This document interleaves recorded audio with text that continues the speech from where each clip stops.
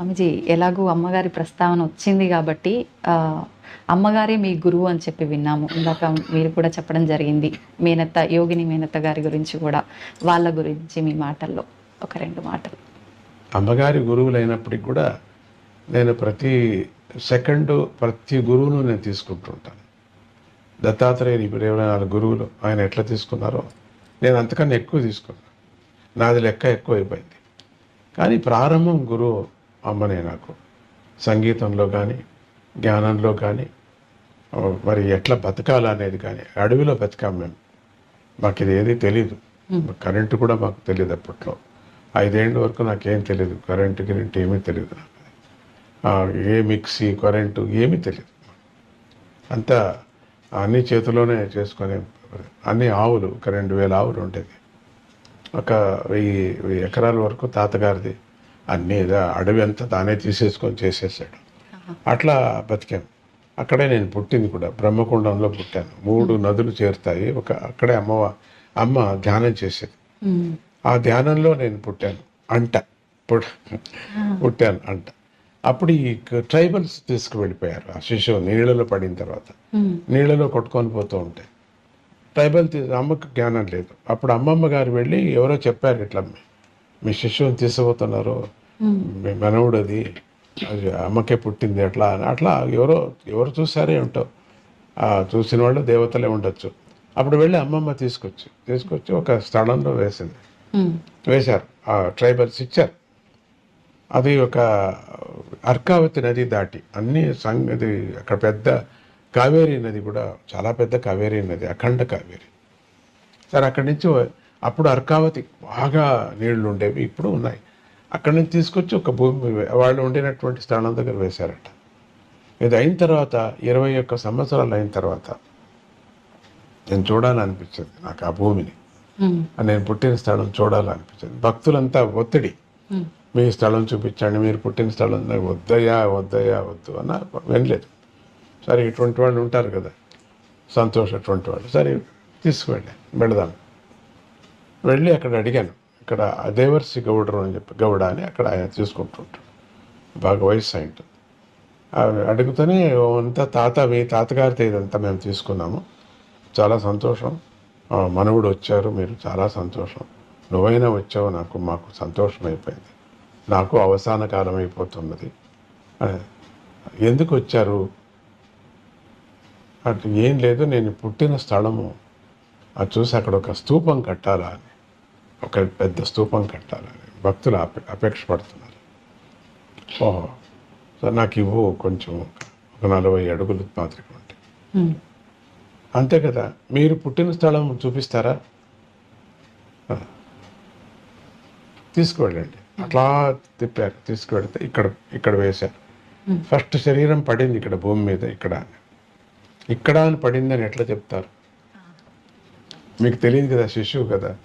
ఇక్కడ అని ఎందుకు చెప్తున్నారు? మీ పక్కన ఎవరు లేరు కదా, ముసలవాళ్ళు చూసిన వాళ్ళు లేదు. ఇక్కడే దీన్ని తవ్వుతూనే శివలింగం, ఒక చిన్న ఆలయం లాగా శివలింగం. సరే, దాన్ని అట్లా కప్పేసేయండి, చూపించదండి అని చెప్పి ఆ లింగం మాత్రం పైకి తీసి అక్కడ ప్రతిష్ఠ చేయటం జరిగింది. దత్తాత్రేయుని ప్రతిష్ఠ చేయటం జరిగింది. నాకు కొంచెమే చాలు అన్న, ఒక 1/2 ఎకరా అంత చాలదు, మీకు 5 ఎకరాలు ఇస్తా మీకు అన్నాడు. ఇది మీ భక్తులను చూస్తే మీకు చాలదు ఇదంతా. సరే, అట్లే చేయండి. తర్వాత పిల్లలకు కూడా వాళ్ళకి వైరాగ్యం పుట్టి వాళ్ళు కూడా ఇచ్చేస్తారు. చాలా పెద్ద ఏరియా అయింది, బాగుంది అక్కడ మంచి మెడిటేషన్ కూడా చాలా. ఆ అమ్మ నన్ను ఎప్పుడు కూడా తీసుకువెళుతూ ఒక వృక్షం కిందకి, ఆవిడ దత్త ఉపాసకురాలు, దత్తాత్రేయుడు యొక్క ఆ దత్తుడినే ఎప్పుడు కొలుసుకుంటూ ఉండేది. ఫకీర్ సాఫీ అని చెప్పేసి ఒక ఆయన 150 ఏండ్లు, ఆయనకి 120 నుంచి 150 ఏండ్లు అతనికి. ఆయనే కాచుకున్నారు వచ్చి. ఆ తాతగారు చెప్పారు, నువ్వు ఎందుకున్నాయా ముసలివాడు అంటే, నా గురువు పుడతాడు, నేను చూసుకొని వెళ్ళిపోతాను. ఎవరికి పుడతారు? కొనా కూతురుకు పుడుతుంది. పెండ్లే కాలేదు, పెండ్లి అవుతుంది, పుడతాడు, చూసుకొని వెళ్తాడు. పెండ్లి కావటం జరిగింది. యాత్రకు వచ్చిన వాడు పెళ్లి చేసేసారు నాన్నగారిని. చాలా పెద్ద కథ అది, చాలా పెద్ద కథ. ఆ, ఆ పెళ్లి యాత్రకు వచ్చిన వాడిని చేయటం జరిగింది. ఆయన పుట్టడం 5 ఏళ్ళు అయిన తర్వాత, 5 ఏళ్ళ వరకు పుట్టలేదు, కాచుకునే ఉన్నాడు. అయిన తర్వాత పుట్టడం జరిగింది. పుడుతూనే నమస్కారం చేసుకుని వెళ్ళిపోయాడు. ఎక్కడికి పోయాడో ఎవరికి తెలియదు. ఆ పకీర్ ఓ, ఆయన గుర్తుగా ఇల్లు కూడా మేము అట్లే కట్టాం, ఆయన గుర్తుగా ఉండని చెప్పేసి. ఆహా. ఆ అమ్మగారు నన్ను ఎత్తుకొని అక్కడంతా సంగీత ప్రియ, చాలా సంగీతం, వీణంతా వాయించింది. ఆ సంగీతం నాకు అబ్బింది. ఉమ్, రెండవది ఆ పక్షులు చూపించేది. ఆ చెట్టు ఇప్పటికీ అక్కడే పక్షులు వస్తూ ఉంటాయి. ఆ చెట్లు లేవు అంత పెద్దగా ఉన్నాయి, అయినా దాంట్లో ఇప్పటికీ అక్కడ వస్తుంటాయి. రాత్రిపూట కొన్ని వేల పక్షులు వస్తాయి అక్కడికి. ఆ పక్షుల యొక్క రవం వినటం, దాని యొక్క స్వరం వినటం, ఇట్లా చూపిస్తూ తర్వాత పొలానికి తీసుకువెళ్ళేది దినం. చూడు రాగులు ఎంత బాగున్నాయో, ఇక్కడ నేను వీణ వాయించాను, రాగులు వచ్చాయి చూడు బాగా, చూడు ఇక్కడ వీణ వాయించాను, ఆవులన్నీ మంచి పాలు ఇస్తున్నాయి చూడు, చూడు పండ్లు ఎంత బాగున్నాయో, అకాలమైన పండ్లు, మామిడి పండ్లు అకాలం, అకాలం. మామిడి పండ్లు చూడు ఎంత బాగున్నాయి, ఎంత రుచిగా ఉన్నాయో చూడు. అకాలం చింతకాయలు, పెద్ద చింత చెట్టు ఉండేది అక్కడ, 5-6 చింత చెట్టు. అన్నీ సంగీతంలో అవుతుంది నాన్న అని చెప్పి. సంగీతం మీద మీరు అమ్మ ఆ రాగులు, మరి వరి కూడా ఉండేది, వరి తర్వాత ఈ చింత చెట్లు, మామిడి పండ్లు, పూల చెట్లు కూడా దండిగా ఉంటాయి, పూలు ఇవన్నీ చాలా ఎంత బాగున్నాయమ్మా. దీన్ని మనుషుల మీద ఎందుకు ప్రయోగం చేయకూడదు? నాకు 5 ఏళ్ళు అంతే, 4.5 ఏళ్ళు. వచ్చే మాటలు అంతే, వచ్చిపోయే మాటలు. నువ్వు చెయ్యి అన్నారు, నీకు అది అబ్బుతుంది అన్నారు, అంతే. అది ఉపదేశం, నీకు అబ్బుతుంది, నువ్వు చెయ్యి అన్నారు. మనం ఎందుకు మనుషుల మీద చేయకూడదు? ఈ చెట్ల మీద, ఆవుల మీద చేసే బదులు మనుషుల మీద కూడా ఎందుకు చేయకూడదు? మంచి బాగా అవుతుంది కదా వాళ్ళకి, చేయవచ్చు. అది రాగరాగణి విద్య అని మహావిద్య అది. అది దీంట్లో చిదంబరంలో ఒక లైబ్రరీ, కుంభకోణం లైబ్రరీలో ఆ పుస్తకం ఇప్పుడు అంత మాయమైపోయింది. ఇది తాళాపత్ర గ్రంథంలో ఉండేటువంటి రాగరాగణి విద్య. ఆ విద్యని ఎట్లనో అమ్మకి తెలుసు, ఎందుకంటే వాళ్ళ తాత ముత్తాత వాళ్ళంతా అక్కడి నుంచి వచ్చిన వాళ్ళు. అది చెప్పుకొచ్చిందమ్మ, రాగరాగణి విద్య నోటుతో, రాయటం ఏమీ లేదు, భాగవతం అంతా రాసింది, పుస్తకంలో రాసుకుంది తన కన్నడం లాంగ్వేజ్లో. ఆ రాగరాగణి విద్య నోటుతో చెప్పింది నాకు. 5 ఏళ్లకు ఏమి పోయి ఉంటుంది బుర్రలో తెలియదు, ఎంత పోయిందో అంత. సో అందుకని ఆ రాగరాగణి విద్య అబ్బటము అప్పుడే, దీన్ని చేయటం. మరి ఈ పక్షులు యొక్క స్నేహం నాకు రావటం అక్కడ, ఎందుకంటే గగన చరాలు అయిన తర్వాత మనుషులు అవుతారు. అందుకని ఉత్తమ మనుషులు కావాలా అనే ఒక దృష్టితో పక్షులకు ఆహారం పెట్టండి అంటుంటా. మన కుటుంబంలోనే పుడతారు వాళ్ళు. మనం ఏమైనా మంచి ఆహారం పుడితే మంచి పిల్లకాయ పుడతాడు, మంచి పిల్లగా పుడుతుంది, మన ఇంట్లోనే పుడుతుంది. మన బంధువులుగా ఒక పక్షిని చూసామంటే మనం, అది బంధువుగా పుడుతుంది. ఇది నియమం ఇది. ఒక కాకిని చూస్తే, ఒక గద్దను చూస్తే మన దగ్గర పుడుతుంది, అది మన వంశంలో పుడుతుంది, అది తప్పదు. అది అంటే రుణానుబంధ రూపేణ అని చెప్పి అంటారు కదా స్వామీజీ, ఇది దాని కిందకే వర్తిస్తుంది. అదే ఆ దృష్టి దోషం మీద, దృష్టి పాతం అంటారు దాన్ని, దృష్టిపాతం మీద వచ్చేస్తుంది అది. అది రుణం అనేది. గాడిది కూడా మన ఇంట్లో పుట్టచ్చు, అది వేరే. కానీ ఇది ఎక్కువ అక్కడి నుంచి కాదు, తక్షణం పుట్టేది పక్షి నుంచి మనిషి పుడతాడు. సో మనం ఎప్పుడు ఆహారం వేస్తున్నాం మన ఇంట్లోనే పుడుతుంది, మంచిగా పుడుతుంది. ఒకవేళ వేరే చోట పుట్టినా పర్వాలేదు, మనకు దాని ప్రశ్న వద్దు. మంచిగా పుట్టని, మంచిగా ప్రజలు కాని అనే దృష్టితో పక్షులను సాకమని చెప్తున్నారు. నాదాన్ని వినండి, సూదింగ్ నాదం. రాత్రిపూట పడుకునేటప్పుడు మంచి నాదం వింటే హాయిగా నిద్ర వస్తుంది. మరి ఇంకేది మనం ఏది తాపత్రయాలు పడాల్సిన పని లేదు. నిద్ర మంచిగా ఉంటే పొద్దున బాగా మనం మాట్లాడతాం, లేకపోతే తిక్కగా ఉంటుంది. 2 రోజులు నిద్ర రాకపోతే మనిషిని మనం మాట్లాడించడానికి అయ్యలేదు, బుద్ధి చెడిపోతుంది. అది పరమాత్ముడు ఇచ్చినటువంటి గిఫ్ట్. ఎవరైనా గొరకబెట్టి పడుకున్నారంటే నేను నమస్కారం చేస్తాను, వాళ్ళకి అదృష్టం. గొరక పెడుతున్నాడని తిట్టను నేను. వాళ్ళ యోగం అది అను, వాళ్ళ యోగం, లేకపోతే అట్లా రాదు వాళ్ళకి అది. అంత గొరక పెట్టి నిద్ర అనేది ఎవరికి కష్టం వచ్చేది అది. అట్లా గాఢ నిద్రపోతున్నారంటే ఎంతో అదృష్టము చేసుకున్నారు కాబట్టి అది రోగం కాదు. అది కొద్దిగా ఉండవచ్చు ముక్కులో, కానీ రోగం కాదు. స్వామిజీ, మేనత్త గారి గురించి కూడా 2 మాటలు.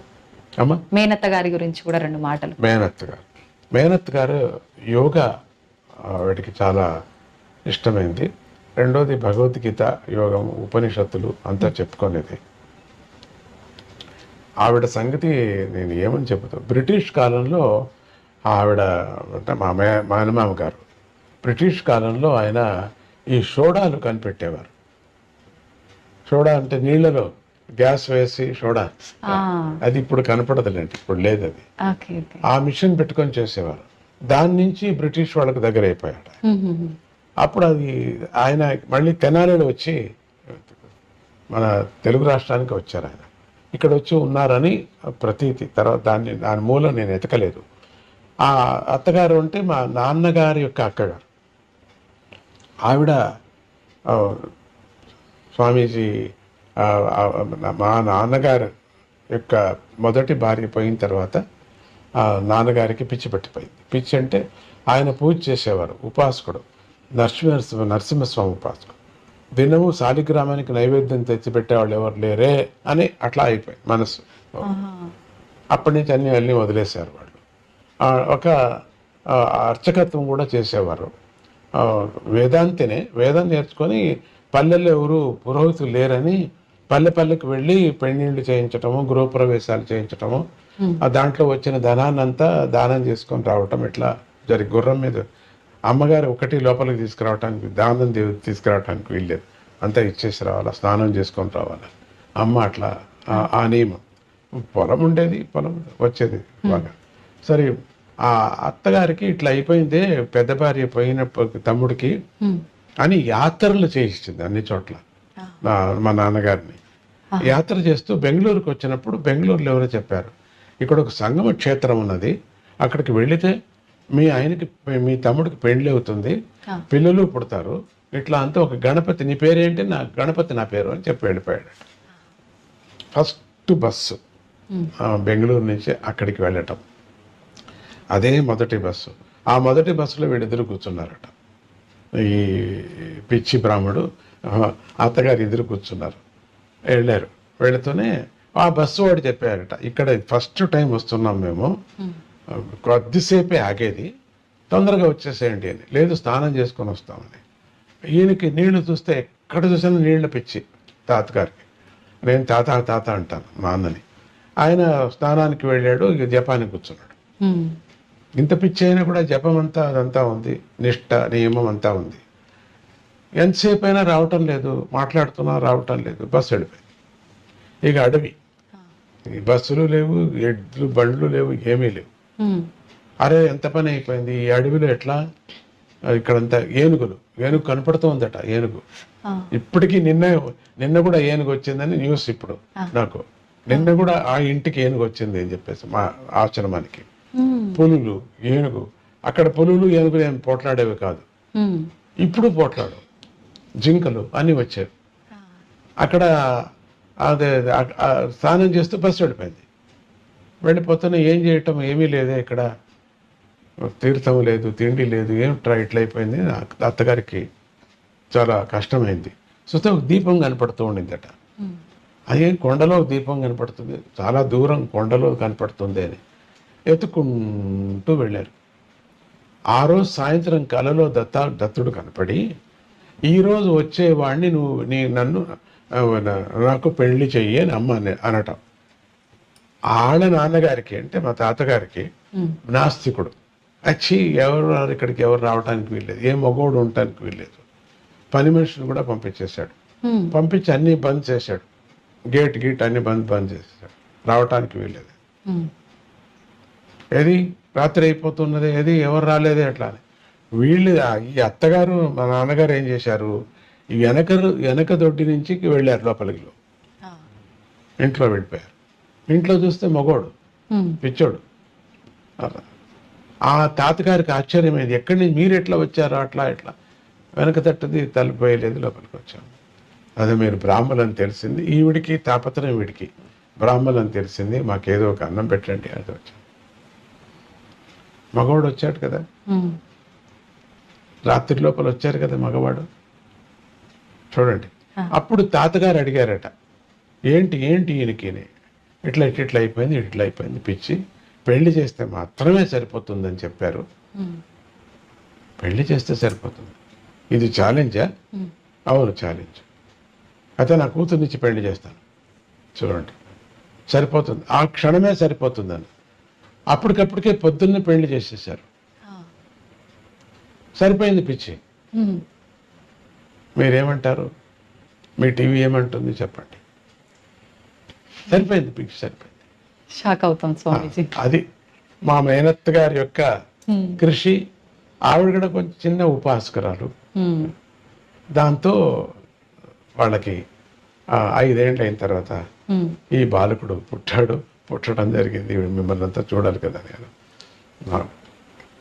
మంచి కర్మ నాకు ఉంది, అంత కావాలని.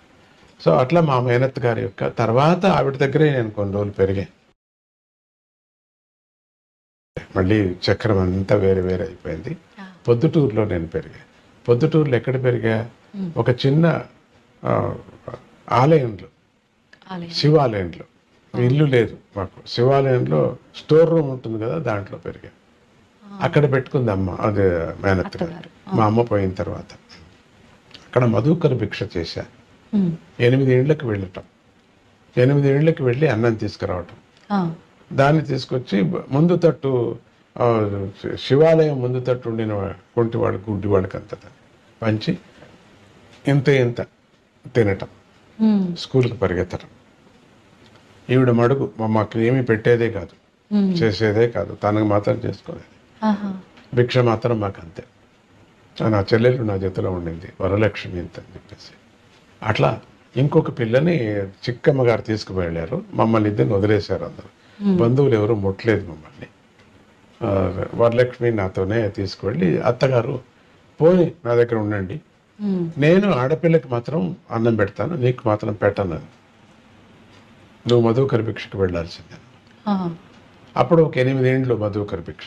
చాలా పెద్ద పెద్ద పండితులు వాళ్ళు. దాంట్లో ఒక ఆయన నాకు తెలుగు టీచర్, సోమసుందర శర్మ అని చెప్పేసి, అక్కడికి ఒక పెద్ద డాక్టర్, వీళ్ళందరూ ఇంటికంతా వెళ్ళాను. అక్కడి నుంచి తీసుకురావటం అన్నాన్ని. సాయంత్రం పూట అంగడికి వెళ్ళి 4 అణాలు తీసుకొచ్చి ఫీజు లేని వాళ్ళకు ఫీజు కట్టడం. సో అత్తగారు నేర్పించారు, ఫీజు లేని వాళ్ళకు ఫీజు కట్టాలా, నువ్వు కుంటివాళ్ళకు గుడ్డివాళ్ళకు అన్నం పెట్టాలా, మిగిలితే నువ్వు తినాలా, మళ్ళీ స్నానం చేసుకొని స్కూల్కి వెళ్ళాలా, మళ్ళీ స్కూల్ నుంచి వచ్చి నువ్వు ఇట్లా 4 అణాలు వసూలు చేసుకోవాలా, అట్లా ఫీజు లేని వాళ్ళకి కట్టాలా, మున్సిపల్ స్కూల్లో చదవాలా. ఈ విధంగా మాకు పుస్తకాలు లేవు, ఏమీ లేవు. కరణం విశ్లేషణ పేపర్స్ మీద నువ్వు రాసుకోవాలా. సాయంత్రం పూట ఒక హోటల్కి వెళుతూ ఉంటే, ఆయన సాధుప్పయ్య అని పిలిచేవారు నన్ను, సాధుప్పయ్య అని, న్యూయారీ భవన్ హోటల్. అక్కడికి వెళ్ళి నన్ను పొద్దున్నే వెళ్ళి నన్ను దీంట్లో మీద గల్లా మీద కూర్చోబెట్టాడు. ఆ రోజంతా మంచి వ్యాపారం. నేను వెళ్ళని రోజు చాలా గౌలపడేవారు ఆయన. సాధుప్పయ్య వర్లే అంత. 2 హోటల్స్ ఉండేది. పొద్దుటూరు కథ అని చెప్తున్నాను. అక్కడ ఈ మేనత్త గారు వండినటువంటిది. అప్పుడే మేనత్త గారు నాకు భగవద్గీత, యోగము, మణి వైద్య శాస్త్రం, అంటే ఈ మాణిక్యాలతో సంబంధించినటువంటి క్రిస్టల్స్, మినరల్స్ ఆవిడికి అంతా తెచ్చిపెట్టుకోండింది. ఎక్కడ అంతా అటక నుంచి అన్ని దింపి దాళ్ళ మీద ప్రయోగం, మణిశాస్త్రము, మినరల్ శాస్త్రము ఆవిడ నేర్పించింది నాకు. అది మరి యోగము, హఠయోగం, చాలా హఠయోగము, ఇవన్నీ క్రియాయోగంతో పాటు ప్రాణాయామంతో పాటు అన్ని నేర్పించినటువంటి